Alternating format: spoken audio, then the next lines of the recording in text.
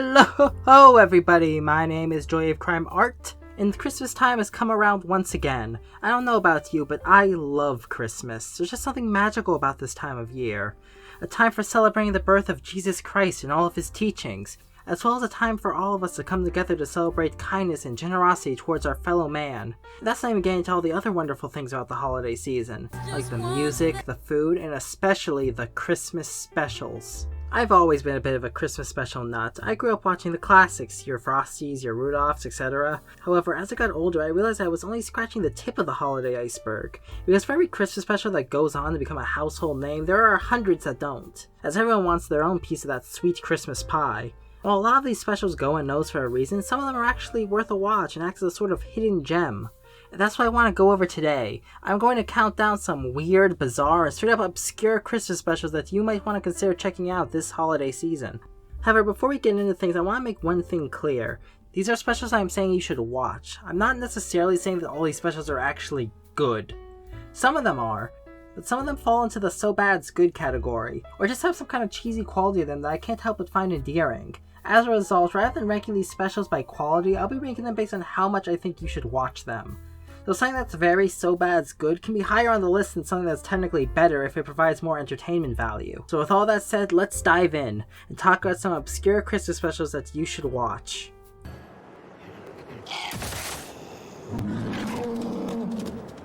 Lucky bastard. Aren't we off to a great start? Starting the list, we have T.I. and Tiny's Holiday Hussle, the Christmas episode to the VH1 television series T.I. and Tiny's Family Hustle, a reality show that follows the life of rapper T.I. and his wife Tiny alongside their 6 kids. I think. I don't know, it's the only episode of the show that I've seen. I mean, do I really strike you as the type of guy who watches VH1? No, I'm more of a BET guy personally.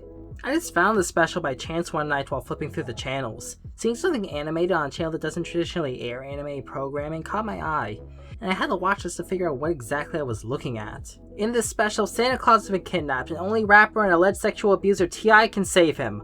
Along the way, he's joined by Cyrus, Santa's head elf, who tries desperately to earn the respect of his idol T.I. First thing that is immediately apparent with this special would probably be the animation. It's not the best. I mean, I don't want to be too hard on them. VH1 isn't known for animation, so I'm sure they just outsourced to whatever studio they could find for cheap. I mean, I doubt that the T.I. and Tiny audience is going to be looking at the animation with that much of a critical eye. But the movements look really cheap, and honestly, it kind of looks like the Problem Solvers, just without the overly saturated backgrounds. Okay, scratch that, it just looks like the Problem Solvers. Special builds up this obvious mystery of who kidnapped Santa Claus, with it turning out to be Baby New Year, whose jealous ass holiday is always overshadowed by Christmas. Honestly, a pretty clever idea that I wish was in a better special. Special has a lot of characters and tries to give each one a subplot, keyword being tries, as most of the subplots involving T.I.'s kids are literally just like 2 scenes and that's it. T.I. himself, meanwhile, doesn't really have an arc, he just kinda meanders around from one set piece to the next. If you can't tell, this isn't really a special to go into if you're looking for nuance. While not great in terms of animation or story, T.I. and Tiny's Holiday Hustle may just be worth it for the WTF factor of its mere existence alone. It strikes me as a good special to put on and make fun of with friends. Gift brought to you commercial free from all of us at Ocean Spray. It is one of our favorite stories.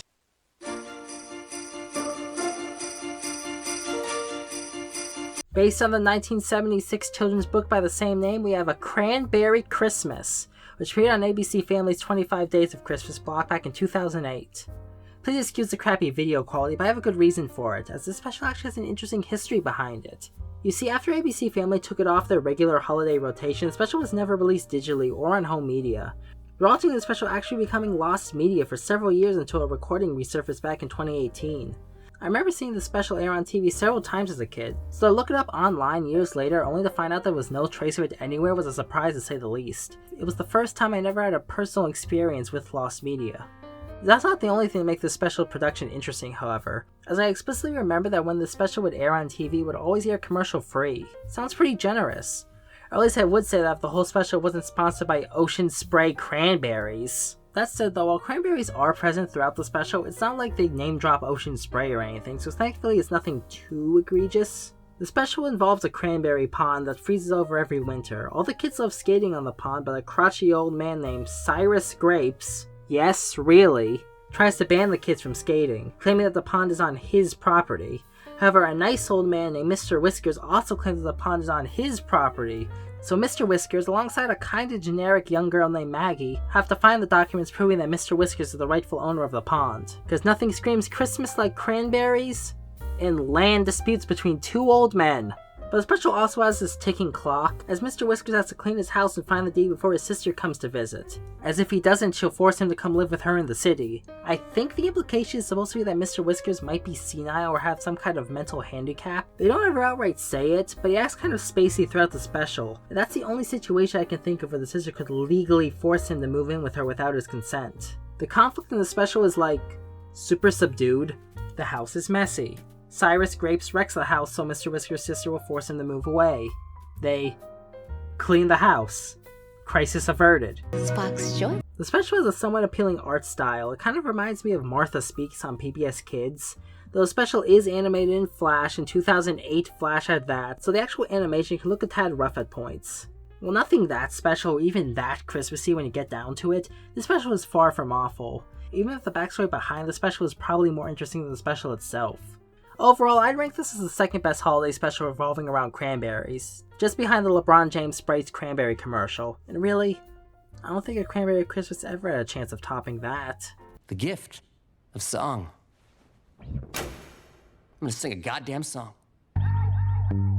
Next on our list we have Yokio Pink Christmas. Remember Yokio? That Netflix anime starring Jaden Smith? Yeah, well, it has a Christmas special. For those who are unaware, Yokio follows the life of Kaz Khan, played by Jaden Smith, an eligible bachelor/demon hunter living in the futuristic city of Yokio alongside his robot butler Charles and his aunt Agatha. The special takes place after the events of the show's first season, though it can honestly be understood just as easily if you go into it without seeing the series proper, as in it won't make sense either way, so what do you have to lose? It's Christmas time in Yokio and Kaz is depressed, as he has to not only worry about his Aunt Agatha and Aunt Angelique fighting around the holidays, but also has to deal with getting a Secret Santa present for his rival, Arcangelo Corelli. If you've seen Yokio Season 1, this special is more of the same. However, I would go so far as to say I feel like this special is a bit more refined. The longer runtime allows for better management between both the demon hunter and bachelor aspects of Kaz's life. As opposed to the series proper, I think the writers forgot about the whole demon hunting aspect after the first 2 episodes. You even get some backstory into the history of Kaz's family and the great demon war that led to Yokio's creation, which is a really nice touch. And Arcangelo, much like in Season 1, continues to be one of the highlights. He's like if Dio Brando from JoJo's Bizarre Adventure was an influencer. I love him. Do I like how this special gives him a larger role? However, what really makes this special rank so high on my list is the themes. About how entities around the holidays essentially try to monetize the very concept of anti-materialism. Like, think about it, every year we watch specials like Charlie Brown and The Grinch that talk about how Christmas is about more than just consumerism. But despite that, these specials are still interrupted every 7 minutes to shove an ad in your face. It's a legit and kinda smart message that I haven't really seen tackled before. However, I do have one big flaw with the special. The whole thing isn't canon, it's just a story that Charles is telling Kaz while he's sick at Christmas time. Now granted, the special tells us this at the beginning, so it's not like it tricks us or anything, but the special has lore and backstory to the characters and the setting as a whole, so what's the point of dropping these lore bits if none of it even matters? In conclusion, while the special has its problems, underneath it all there are some smart ideas here. If this looks like something that's up your alley and you have a Netflix account, Yokio Pink Christmas may just be the special for you. Check it out for the clouds. Devilman Saves Christmas will not be seen at this time, in order that we bring you something even more festive. Now this is as bizarre and obscure as it comes. Just in case Yokio wasn't enough for you to get your fill of vaguely anime-themed Christmas nonsense, we have not one but 2 different holiday specials brought to you from the lovely people at Crunchyroll. The Crunchyroll Christmas Special and the Crunchyroll Holiday Special. For a company as big and professional as Crunchyroll, you would think that any kind of special they would make would have to be at least somewhat well-produced, safe, and marketable, right? But that's not what this is at all. What I basically got here is 2 half-hour-long sketch shows that were released on both Crunchyroll's official website as well as YouTube. Both specials are just a smorgasbord of random skits, out-of-context anime clips, straight-up ads for their own service and merch, all themed around the holidays and anime. It has a real Adult Swim vibe to it, relying on a lot of surreal humor and anti-comedy. In fact, it might even out Adult Swim at times with its sheer bizarreness. It's honestly pretty hard to describe without telling you to just watch the special for yourself. Wasn't that cute and charming? Umaru-chan is basically Japanese Garfield. I think about that line a lot. Both specials are hosted by Mike Toole, and he's honestly one of the best parts. He portrays this bubbling goof who's just unfazed by everything around him but really loves Christmas and anime. He has some really good comedic timing, and his dry but cheerful delivery is consistently funny throughout. He has big, wacky uncles showed up at the family reunion that nobody seems to recognize, and you're starting to question if he's even a member of the family energy. That's an aesthetic, right? The specials aren't perfect, however. Not all of the skits land, and some of them go on for a bit too long, but that's kind of what happens with any sketch show. You have to take the good with the bad. Overall, I think I prefer the Christmas special a bit more, as it's longer and features Christmas clips from actual animes, which wasn't included in the holiday special, I assume for licensing reasons. However, both specials are great, and if you're a fan of both anime and weird surrealist humor, then I would actually recommend checking these specials out. They're both up online for free, so what do you have to lose? Oh, guys, come on. Do we really need another song? Nope, we've already wasted half an hour on this crap. Yeah, that's the spirit. So everyone knows about Charlie Brown Christmas. It's like one of the most famous Christmas specials of all time. Charlie Brown is sad, they hold a play, Snoopy kisses a minor on the mouth without consent, #MeToo. Timeless classic, we all know it. But many are not aware that there are other Peanuts holiday specials out there. 3 in fact. 1992's It's Christmas Time Again, Charlie Brown. 2002's Charlie Brown's Christmas Tales. Oh, bitch, get out the way. And 2003's I Want a Dog for Christmas, Charlie Brown. Like most Peanuts specials made after Charles Schulz's death, these are just a collection of random Peanuts comics that were animated. As opposed to the original Charlie Brown specials, that original story is written by Schulz himself. So obviously these specials aren't going to be as ambitious or poignant as the original, but I don't think they're necessarily trying to be. They're just a collection of short, cute little vignettes based around the Peanuts gang celebrating Christmas, and I don't think there's anything wrong with that. With less focus on plot or a strong moral lesson, the focus is much more on comedy. Given how these are adaptations of Charles Schulz's writings, you know that they're going to be funny. Sally is the real MVP here. She's my favorite Peanuts character, and it's a shame that she doesn't really get a lot of play in a lot of the more famous Peanuts specials. It's easy to forget how great of a character she is. Well, this is from the 2nd chapter of Luke. You know what I hate? I hate shopping. And there were in the same country shepherds, abiding in the Lord, came upon them. So much. However, due to adapting the strip so directly, the transition between scenes can be a bit wonky, especially when you compare these specials to some more narratively focused ones. Like, you can easily tell when one strip ends and another starts. While It's Christmas Time Again, Charlie Brown and Charlie Brown's Christmas Tales are pretty similar, I Want a Dog for Christmas Charlie Brown takes on more of a different approach, as the focus is mostly on Linus's little brother Rerun, and it's more of an overall plot, though still relying heavily on vignettes. I say this one's probably the weakest of the 3 specials, however. Rerun just isn't that interesting of a character compared to the rest of the Peanuts gang, and I don't think he has what it takes to carry a whole special on his own. Couple that with the fact that I Want a Dog for Christmas is an hour as opposed to 30 minutes, and the fact that a lot of the sketches don't even have that much to do with Christmas, and you get a special that kind of drags a bit too long, though it does have its moments. If you're a fan of the Peanuts comic strips or specials, I would highly recommend watching these specials. They're light fluff, but they're good light fluff. They may not give you that warm Christmas feeling, but they'll make you laugh, and sometimes that's all you need. Lights twinkle and glow, and bells brightly chime. The moment's arrived. It's here. Christmas time. While on the topic of wholesome Christmas specials, we have Mickey's Once Upon a Christmas from 1999. Probably the best direct-to-video production Disney has ever made. Not that that's a very high bar. The special is pretty simple. It's 3 different Christmas stories stitched together to equal an hour-long movie, each starring a different Disney character. We got Huey, Dewey, and Louie wishing on a shooting star for it to be Christmas every day. We have Goofy trying to prove to a young Max that Santa is real. And we have Mickey and Minnie reenacting the Gift of the Magi.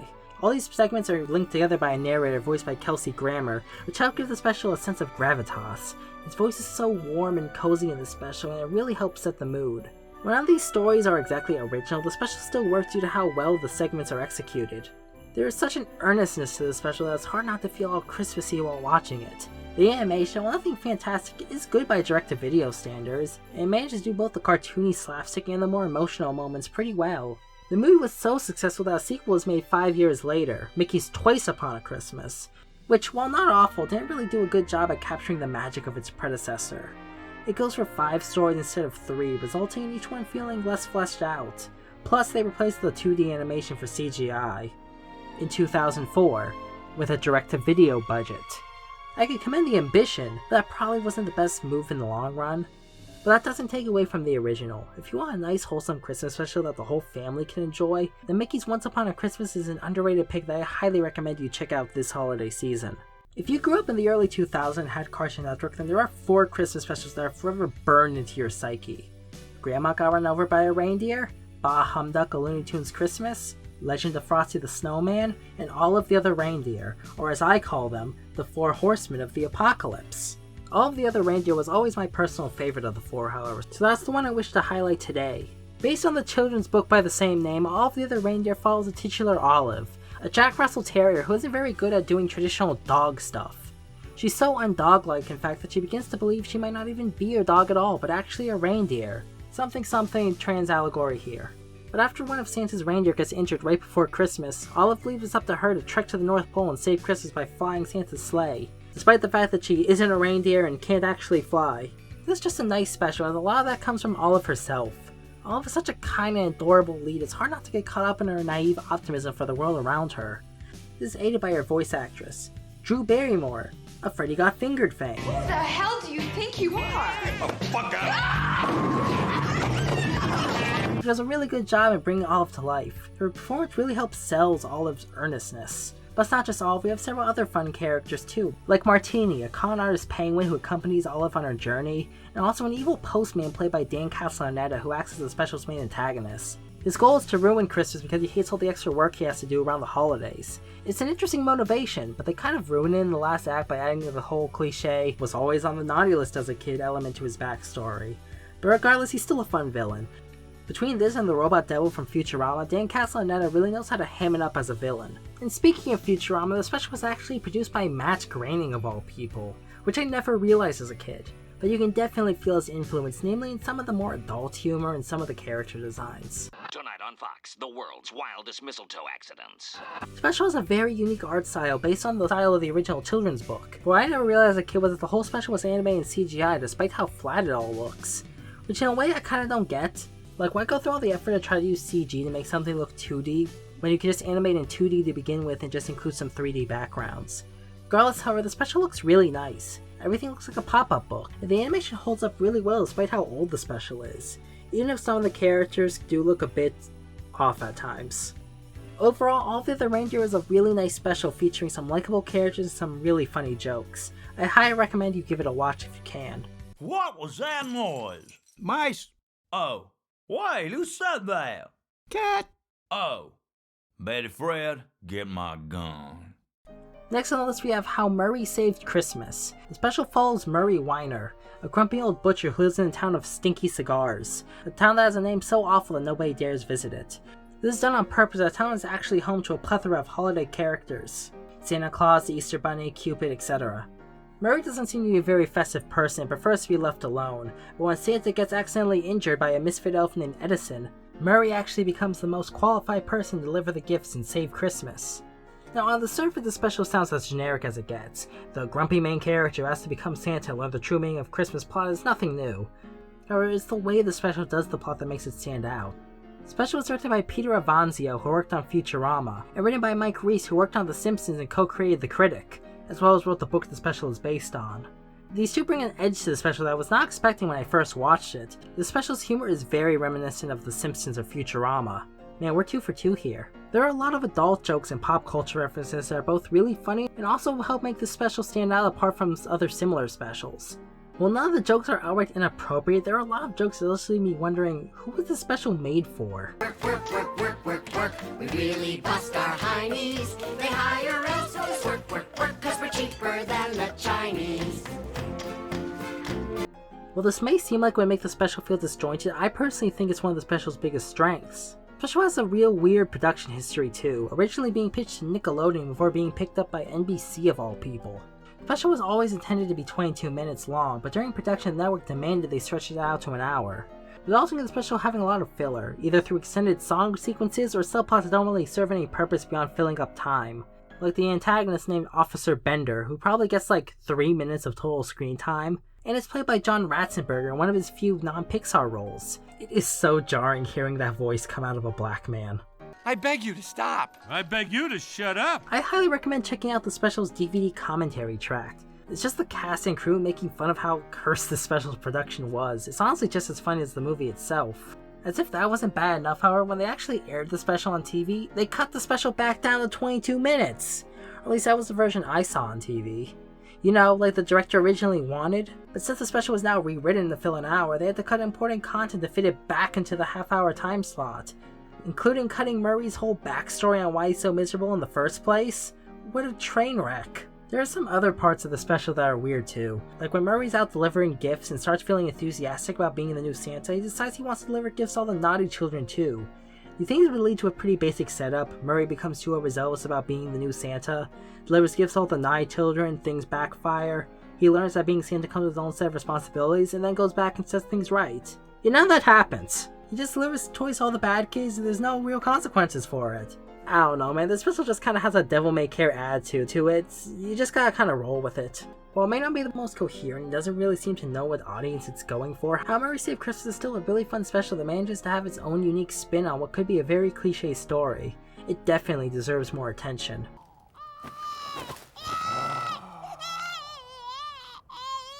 It's been abandoned. This one might be a bit of a cheat, but I actually have been seeing more people talk about this movie each and every year, so I'm not sure if it really qualifies as obscure, but I love this movie and I still think it deserves more attention. So to wrap up this countdown, we have 2003's Tokyo Godfathers. The film revolves around 3 homeless people, a drunk man named Jin, a transgendered woman named Hannah, and a teenage runaway girl named Miyuki, who discover a newborn baby lying alone in a dumpster on Christmas night, resulting in these 3 misfits having to set out across the city in order to find the baby's real mother. This film's tone is very unorthodox, but it becomes something really enjoyable once you realize what exactly it's going for. You see, this film was directed by acclaimed Japanese film director Satoshi Kon, who prior to this film was primarily known for making psychological thrillers. And while this film is lighter in tone compared to his previous work, it's important to know going in that this film definitely goes into some dark territories. Let me go! No! I don't want to be a sex slave! No voy a hacerte nada malo. Pasa. Merry Christmas! Our main 3 leads are shown to be broken people, and are downright nasty to each other. Like, I'm shocked some of these lines made it into the English dub. If you would shut up, then maybe I could think of something! I ain't shutting nothing, and I know what you're thinking. But you can't get milk out of your tits no matter how hard you squeeze. But despite this, they still have the sense of familiarity with each other. Like, yeah, they all hate each other, but whether they like it or not, they're all each other have. They're family. And you feel for the struggles all 3 of them go through, and as a result they never come across as too mean or unlikable. Despite the film's darker themes, however, the movie is actually fairly jovial, even cartoony at times, which makes it the perfect black comedy. Because for as mean and nasty this movie can be, it still has this underlying sense of optimism to it. The idea that miracles can happen even to those trapped at the bottom of society's totem pole. The juxtaposition between black comedy and hopeful optimism can feel a bit jarring at first, but I think the movie uses it to its benefit, as the darker moments just help make the wholesome moments feel all the stronger. Despite how dark this movie can be, it never stops feeling like a Christmas movie. Also, the animation is just incredible. Like, I can't believe this film is almost 20 years old. It looks like it could have came out this year. One thing I've always liked about Satoshi Kon's work is that he's not afraid to make characters look slightly overweight or unattractive. A nice contrast on the typical super thin and pretty designs you see in a lot of other anime. It helps give Tokyo Godfather a gritty look to it that matches the tone perfectly. The film isn't perfect. I feel like the ending is a bit rushed and left things a bit too open-ended, but beyond that, I don't really have that many complaints. The film is funny, gorgeously animated, has great characters who you really root for, and in its own weird way does capture the essence of what Christmas is really all about. It may not be the most orthodox special, and it might not be for everybody, but I think that's kind of the point. So that's my list of obscure Christmas specials that you should consider watching this holiday season. And if there's one thing that I've taken away from watching all these strange and bizarre Christmas specials, it would be this. There is no one way to do Christmas. I know it's easy to get caught up in trying to do Christmas the perfect way. Trust me, I know, I've been there. But it doesn't always have to be perfect. It can be weird and unorthodox, strange and bizarre. Christmas is flexible, and you can be what you make of it. As long as the spirit is there, then nothing else matters. So no matter how you choose to celebrate, I hope all of you watching have a Merry Christmas and a happy holiday season. Have you seen any of the specials I talked about today? And are there any obscure Christmas specials that I missed that are worth checking out? Leave your thoughts in the comments down below. I genuinely want to hear what you all think. And if you like this video, feel free to like it, subscribe, and consider checking out my Patreon if you want to see more videos like it. And as always, have a great day.